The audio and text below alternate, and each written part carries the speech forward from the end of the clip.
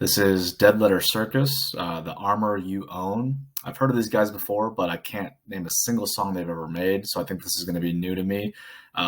This song came out 3 years ago. I just picked their most recent album and picked a random song on it. This one had a lot of views on YouTube. This is from the Rise Records YouTube account. Again, Dead Letter Circus, the Armour You Own.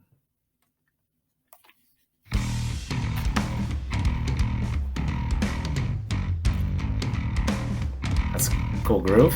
Very funky, a lot of bass. Ooh.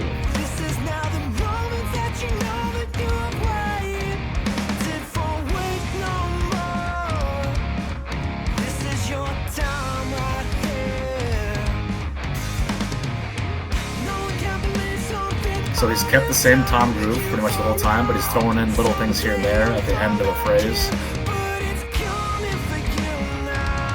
The vocals are giving it a very major key feel. Some of these, there's two different riffs too. I'm getting one. A lot of space here. Okay, back to this. Oh, they're kind of switching between it, okay. A lot of space here. I like that one.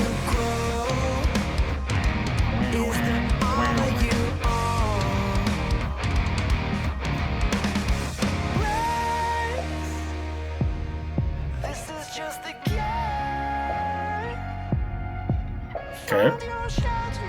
Kind of that poppy R&B trick where they take everything away and just leave that little bass kick there.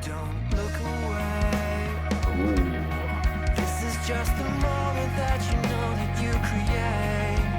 You know I love this groove. I think he's doing some ghost notes there. Building.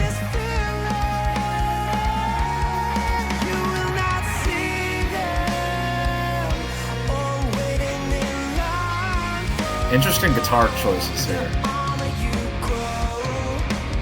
So not this, but this part coming up here. Wait for it. I'm assuming it's gonna be after.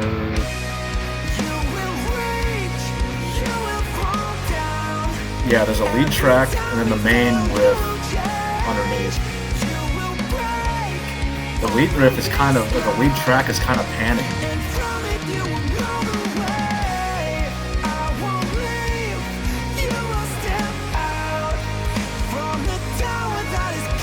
I need more of the drum in the mix, the drum set in the mix, definitely.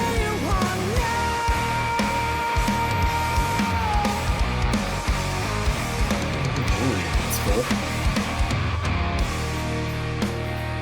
Nice. Bring it back down.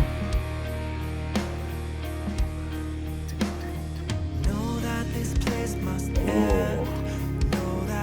So I think this was recommended to me on a Carnival song. This right here, I mean, you already know.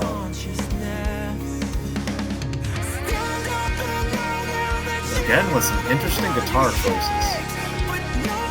It sounds like there's two different lead tracks going on now. But I can't tell if it's the same one, just panned, or I was kind of split between both, or if it's actually two different tracks.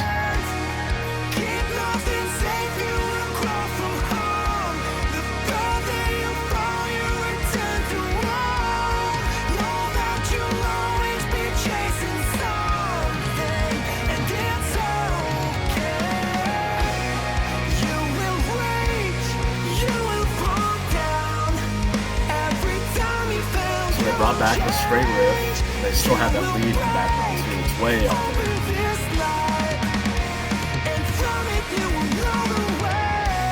It's cool though.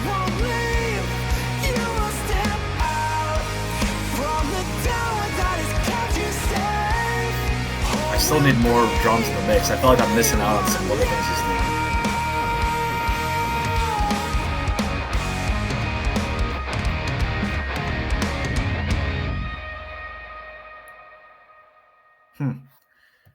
Definitely an interesting song. There were parts of this where I felt like I knew what was going to happen, or I felt like it was kind of getting old. But then they threw in enough variants where you're like, wait a minute, what did they just do there? Or am I hearing that right? Or wait, I want to like rewind and hear that again just to pick up on what they were trying to do there.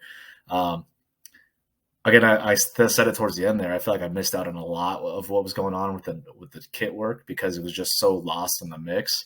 Part of it is production, part of it is YouTube. Could have just been, like a choice for this. I think it was the live music video too. Who knows? But I feel like I missed out on some of the effect there.